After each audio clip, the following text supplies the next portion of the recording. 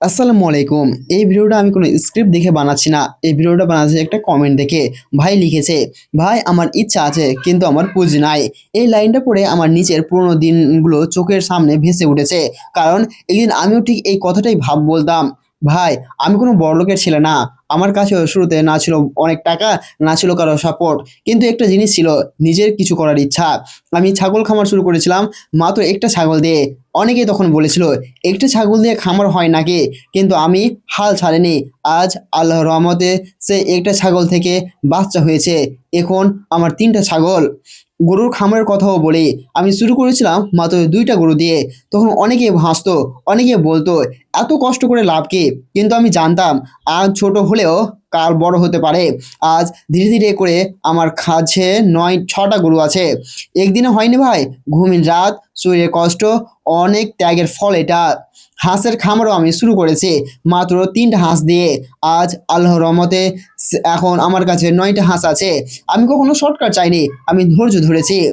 একটা কথা আমি নিজের জীবনে শিখেছি, যেদিন তুমি তোমার পরিবারকে তোমার পরিশ্রমটা দেখাতে পারবে, সেদিন তারাই তোমার সবচেয়ে বড় শক্তি হবে।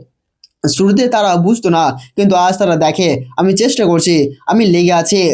আজ আমি ফালতু কাজে টাকা নষ্ট করি না, বন্ধুদের সাথে আড্ডা দিতে যাই না। কারণ আমার কাছে এখন সময় আর টাকা দুটোই খুব দামি। আমি ধীরে, ধীরে টাকা জমাচ্ছি, ছোট, ছোট কাজ করে সামনে এগোচ্ছি। কারণ আমি জানি এই ত্যাগটা একদিন আমার পরিচয় হবে। ভাই, পুঁজি না থাকাটা কোনো অপরাধ না। ইচ্ছে কিন্তু ইচ্ছে থাকা সত্ত্বেও শুরু না করাটা বড় ক্ষতি। আজ যদি তুমি শুরু না করো, আগামীকালও তুমি এক জায়গায় দাঁড়িয়ে থাকবে। আমি বিশ্বাস করি পরিশ্রম কখনো নষ্ট হয় না। একটা কথা আমি বলি, মাঝে, মাঝে আমার নিজের মনেই প্রশ্ন আসে, আমি কি ভুল পথে হাঁটছি? কারণ আমি ছোট করে শুরু করেছি। টাকা কম, ইনভেস্ট কম, প্রফিটও কম। কখনো, কখনো ভয় লাগে, এভাবে ধীরে চললে আমি আদৌ বড় হতে পারবো তো? তারপর আবার নিজেকে প্রশ্ন করি, আমি তো কোনো ভুল কাজ করছি না। আমি তো সৎ আছি। আমি তো পরিশ্রম করছি আমার খামারটা বড় করার জন্য। অনেকে বলে পড়াশোনা করে বাড়িতে বসে আছে। কিন্তু ভাই আমি বসে নেই। আমি মাঠে যাই, গরুর দেখাশোনা করি, ঘাস কাটি, খামারে কাজ করি। হয়তো আমার কাজটা চেয়ারে বসে করা চাকরি না, কিন্তু এটা আমার ঘাম দিয়ে করা পরিশ্রম। আমি বিশ্বাস করি এই পরিশ্রম একদিন আমার পরিচয় হবে।